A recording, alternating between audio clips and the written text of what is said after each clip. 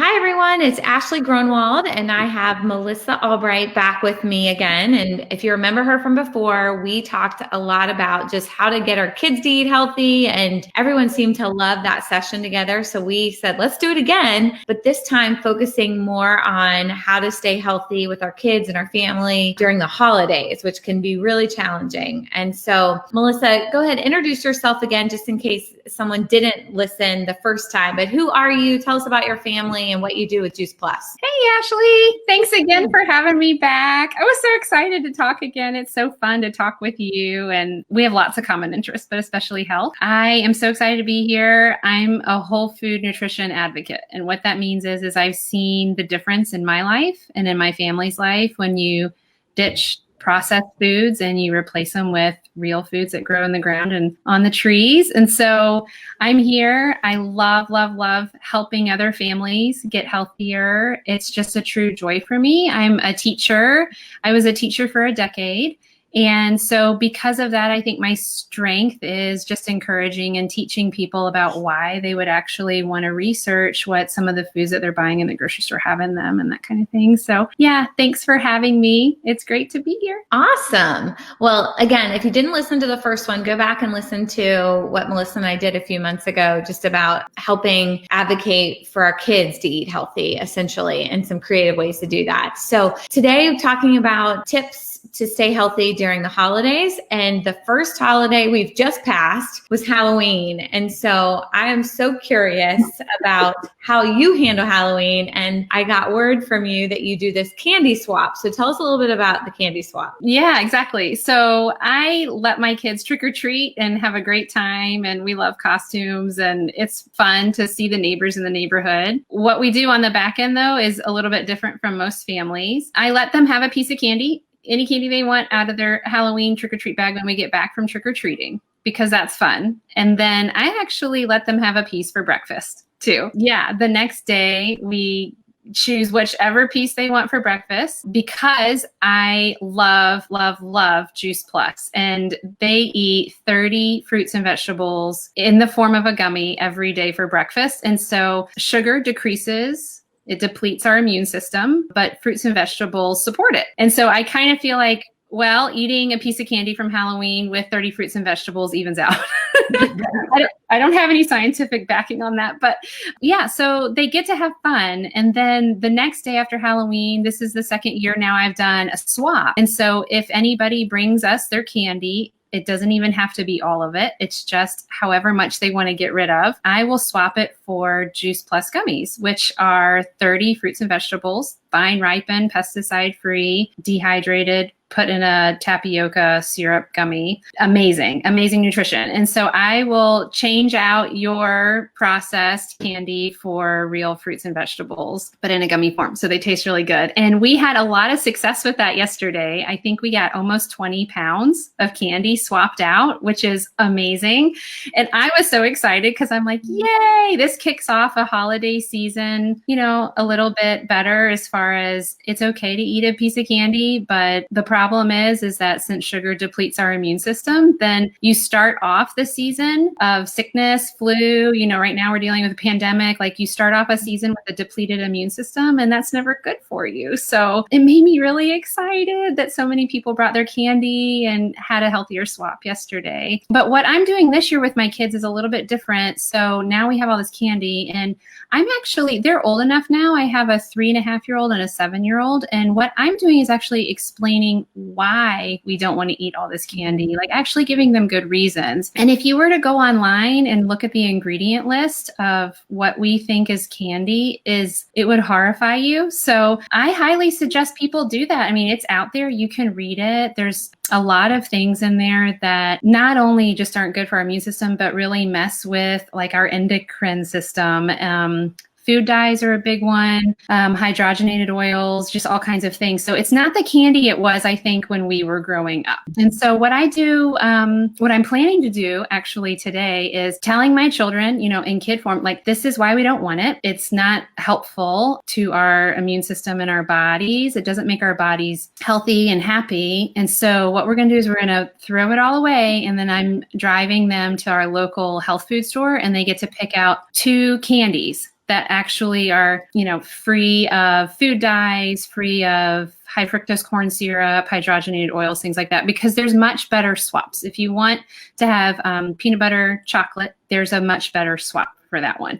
So we're going to do that because I don't want my children growing up feeling deprived of a really fun thing that kids do, but there are better ways that we could go about it. And so it's just more thinking like, how can I actually continue having fun with my kids with a happy, healthy holiday that kids love, but making it healthier for them. I love that. And my sister-in-law, she last year came over and did trick-or-treating with us and bought a whole bunch of candy from Whole Foods and said, that's what I'm going to do is I'm going to have my kids trade with me. And so they brought the candy that they trick-or-treated for and traded. And so she swapped it with them, which I thought was awesome. I mean, it's still sugar and it's still not something we want to overdose on, but it's a better version of it. And it was so funny this year, Ellie, I was telling her my favorite candies and she's like, here, Mom, you can have it. And I said, you know what? I actually love the dark chocolate that I have downstairs in the pantry. Yeah. And it tastes just as yummy. It just has some better ingredients. And then I started going into like the red dye 40 and Jed is just like laughing. He's like, you're trying to explain dyes and how they're not good for a 4-year-old. Like she just, I mean, she was trying to understand, but that was one thing I love that my sister-in-law did. And then just me trying to explain, like, I do love a Reese's peanut butter cup, but I like the ones we make better at home. I just have to have them ready and made. Right. And then Ellie was like just so consumed with this candy that she got trick-or-treating because we had a blast too. And I don't think we'll stop doing that. Right. But I said, Ellie, there's probably a lot of people out there who didn't get to go trick-or-treating or don't get to have this treat of a piece of candy or whatever it is. And I said, what if we put a bag together on the way to church? There's always a homeless person on the corner of the street. What if we shared just a little bit with them? And again, it's more of like, Ellie gets to have some too. We're not saying, hey, give all of our bad stuff to other people, but it was more of like, let's bless somebody else with a little bit of a treat. So that was one thing we were trying to do to get her to see, like, don't hoard all this candy as yours, but give it to some other people that might not get that experience. Right. And we actually went trick-or-treating with some dear friends. She's a physician. And she told me, if you want to give me any of your candy, we put it in the physician's break room. And there's healthy treats. And then there's also like tiny little pieces of candy that they can get. And, my older son just thought that was a great idea. So he made a bag of candy to donate to the physicians at Duke. So I know part of me was like, oh, this lesson I need is a physician getting sick because of all the sugar. But I was like, no, it's okay. It's okay. Yeah. Right. So that's a great idea. I should maybe buy the candy on the front end. So thanks for that tip. I thought maybe taking him to the grocery store to have him pick it out was a good plan. That way they can kind of have a say-so in it. But that's a good idea too. Then you have to take them to the grocery. And, from my session that I did a couple of sessions ago with the lady who does eating disorders with kids and with families, her recommendation was still let your kids experience Halloween and eat the candy. And I think that's what you just said too. Like my tendency is to say, no candy, we're not doing it, all bad, having that extreme. But then she's like, they're going to want it so bad because you've made it an absolute no. So I love that you said they got to pick one out the night of and the next day and then swapping it for other candy. It's not like you're swapping it for a banana. We'd love that better, but we're swapping it for another better piece of candy. So some thoughts on Halloween. Well, moving on, just because I know people want to hear about, we're entering into Thanksgiving season and then Christmas, New Year's and New Year's resolutions. So as we're getting into these colder months, what are some fun, practical ways to get our bodies moving with our families during this holiday kind of season? Well, I bet you have great ideas since, you are a trainer at the Y. But one of the things that we love to do is any exercise that you enjoy is great. So we have a goal to move our body every day in my household. It doesn't have to be an hour-long workout. It doesn't even have to be something that you're sweating. If you just walk to the neighborhood pool and back, which in my neighborhood's a mile from my house there and back, that's a win. One thing that I do is I really like tracking things just because sometimes every day sort of leads into the other, and sometimes you don't even know what day it is. And so I have a calendar. It's like your planner.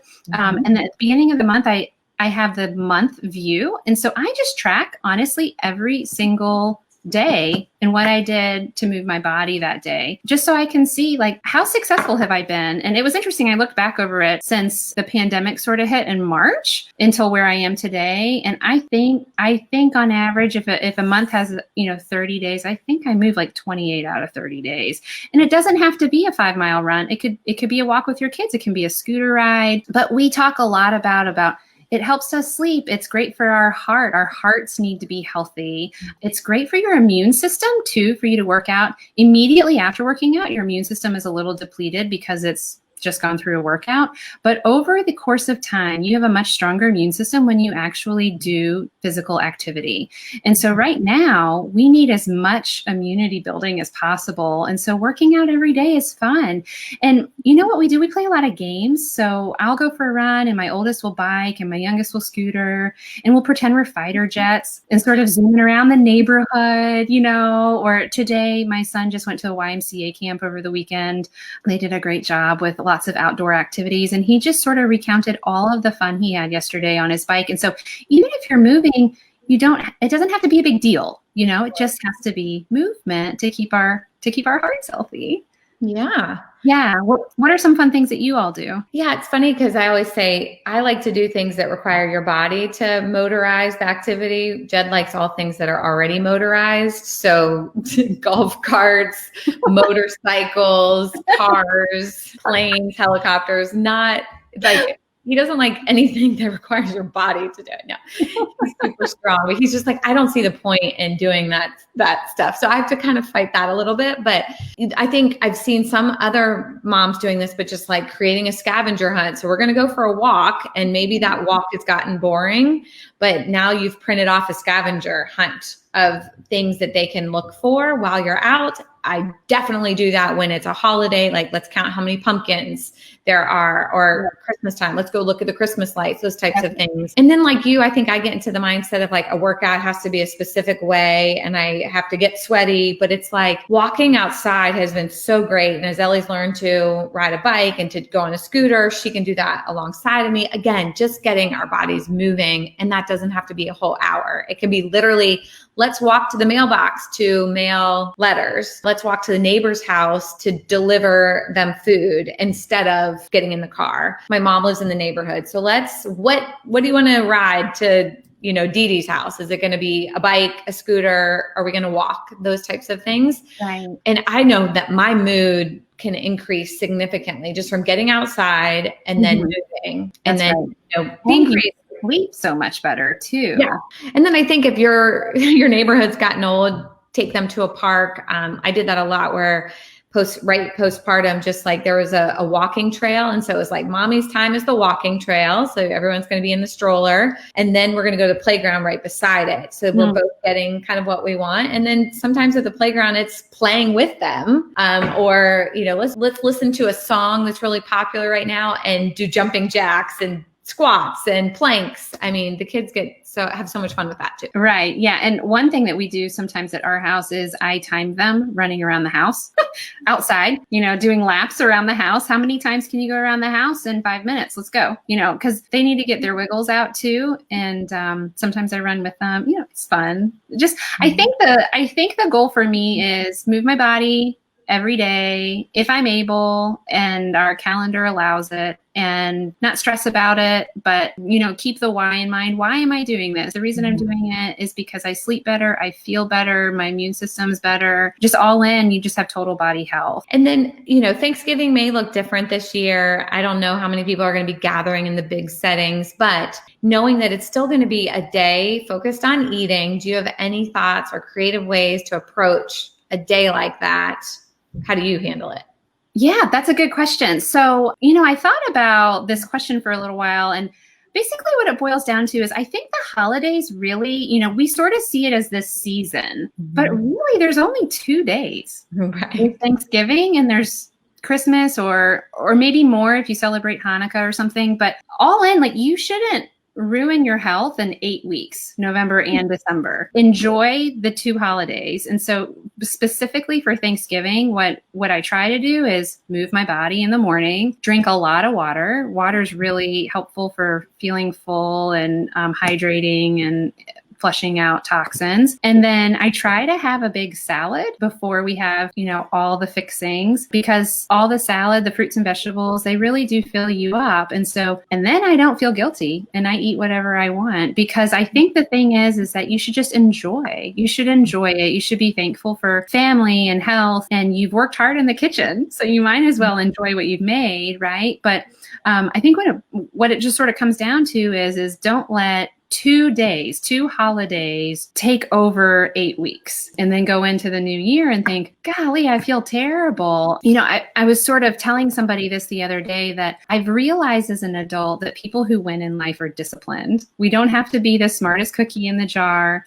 We just have to be disciplined, and we have to be disciplined more days than not. And so what does that look like? And I've just been watching people that I think really are winning in life. If you want to be like somebody that you think is doing a great job, study them, see what they do, and pick their brain and ask what their habits are. And so one of the ways that I think people that have good health win is that they're just disciplined. They move their body, they drink water, they get good sleep, and they don't overindulge on, 5 to 6 days a week. They enjoy it. They allow themselves to enjoy it. Because really, I think when you really think about it, you shouldn't feel guilty for enjoying what you've made. I mean, God has given us food to enjoy it and to love it. And especially if it's in fellowship with our friends and family. And so that's where I land on, is I just want to enjoy it and have fun and not be worried about a second serving of macaroni and cheese, but do things on the front end that I would be doing anyway. Just see it as a normal day. You move your body, you drink water, you try to get good sleep the night before, that kind of thing, because studies have shown that sleep is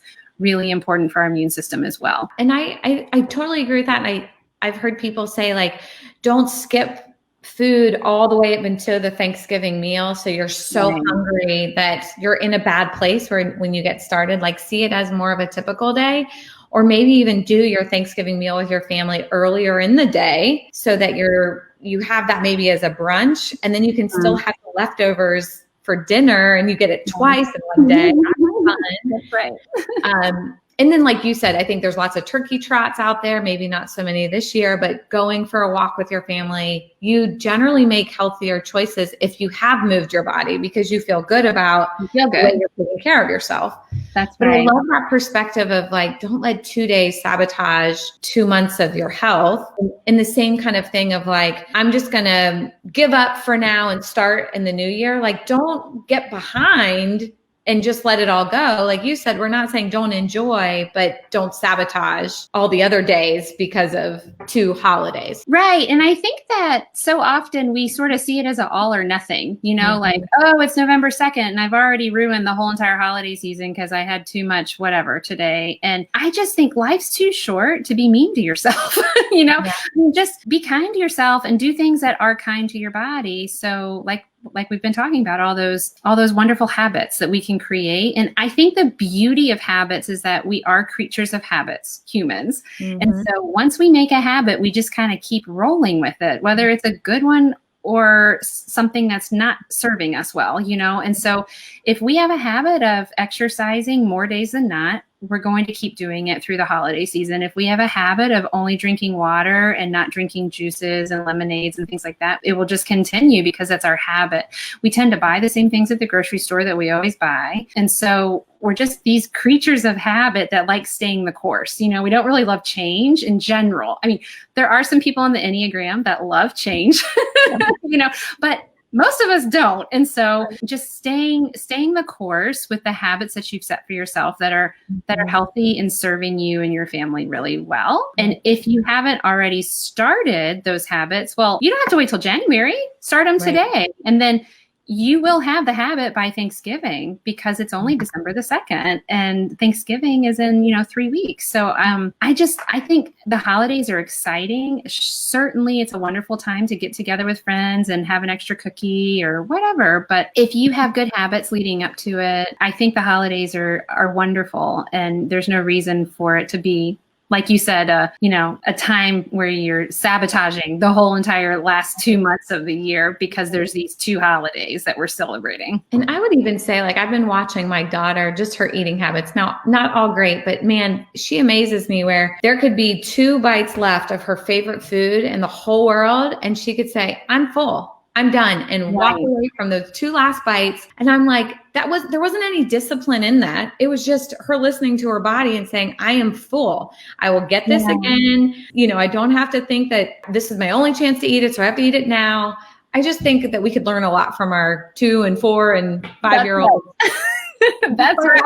What they do. So I think that's one thing that I've been just being cognizant of, for sure. So what are some family fun holiday activities that you guys maybe do, or that you have some ideas about this year that aren't centered around food or sugar? Well, that's a good question.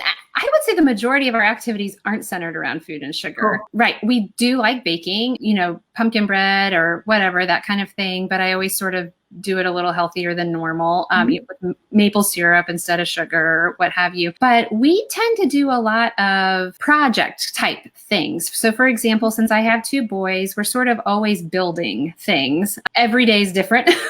Sometimes it's things like catapults, but other times it's things like Christmas tree ornaments. And so one mom gave me a great idea where you can buy those plastic ball Christmas tree ornaments from Michael's or wherever, and just squirt paint on the inside and then swirl them around and give those as gifts. We do letter writing. We have a support through Compassion. We have a Compassion child. And so we do letter writing for her. We also have done things like Operation Christmas Child, Samaritan's Purse, shoe boxes. And then I would just say some of our favorite traditions throughout the holidays are things that involve being thankful or talking about Advent, things like that. And so we have an Advent, like a Jesse tree. I don't know if you've ever heard of that, but it's when you walk through the entire Christmas story reading the book of Luke, and every day you have a different ornament to put on the tree that symbolizes that part of the story. So we do that every year.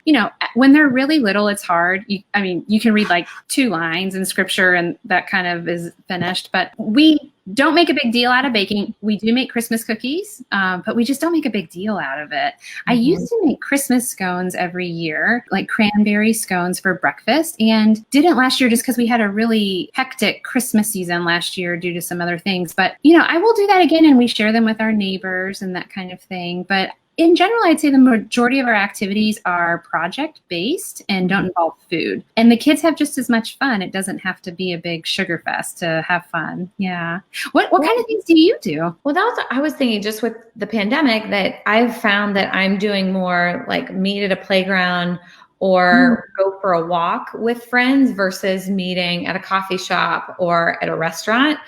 Again, neither right or wrong, but I just found that I'm outside more and moving more with the season that we're in. It's like, I want to keep that habit up because I love going for a walk with a friend and talking versus just sitting and having a coffee or tea or something like that. So I think that type of mentality we can use with our kids and our families during the holiday as well. I mean, I've married a husband that loves to watch movies and movies, so fun.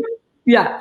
So again, we just have to get creative. And I think, I love doing projects, but more like craft style things with Ellie. But like even with you said with baking and making a healthy twist on it and then giving them to the neighbors, walking to your neighbors' houses and delivering them, any of those types of things that you can do to, again, incorporate family, friends, fellowshipping, and then moving our bodies, being creative. I think that works for sure. Yeah. And I think it depends on the age of your children too.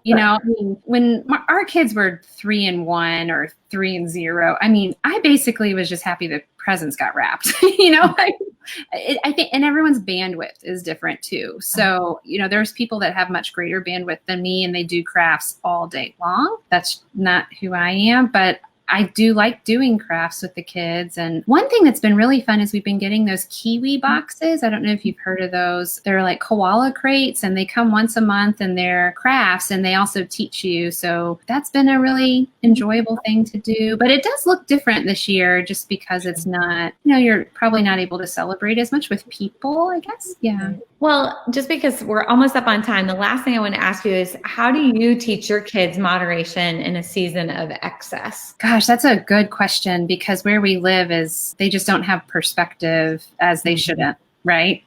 Because of where they live and the family that they're being brought up in. Right. Yeah, I think that honestly, one of the best ways that we've done it is just to talk to them. You know, when we see people on the street that are asking for money, talk to them about that. Or when we get our letter, like our compassion letter, show them on the map where she lives and look up, you know, what that country looks like. When we do the Operation Christmas Child boxes, there's lots of videos online that show where these children that received a box lived. And then, you know, I do feel like God brings people to you to sort of help you along the way. So for example, our neighbors just adopted 3 children from Ukraine, and they were Operation Christmas children who received those boxes. And so they could tell our children about them. And that's a brilliant example, you know, of we're not just packing these boxes. I mean, real children are receiving them. And now look, they're adopted by a family in America. And so I think it's hard. And I don't think that I have all the right answers. It's something I feel like I'm wading through every day of how do you expose, but how do you also, you know, I certainly think ages have a lot to do with it. How much can a child at a certain age be exposed to, that kind of thing. And then really you have to check your heart too on like, am I just comfortable, or am I actually serving and loving others well? And entering into what their needs are. And so, you know, Rob and I do a lot of things that we just never talk about. And I think that that's good. But at the same time, we don't talk about them. You know, we're not broadcasting, but then at the same time, we don't talk about it. So our children don't even know like where we're sending money to or who we're supporting. What are some things that you and Jed do? Well, that was what Jen Wilkin in the parenting class she did that I did a couple of podcasts just on my takeaways. She talked about just modeling moderation in front of your kids. So whatever that, if that's in with food or sugar or TV watching or movie watching, all of just teaching moderation by modeling it. One, again, talking about it, explaining, and then I think getting involved with other families who don't have as much. And I mean, I was so excited to see Ellie get so excited about giving her candy away, because I thought the thought of her separating herself from her candy was going to throw her into a tantrum. But she was like, that's a great idea. And she got so excited about it. And so, I mean, like we've done the shoe boxes and we've gone to the store together to buy the things. And sometimes that doesn't work out. But she's like, I want to keep all this. I was like, you're going to keep this, you know.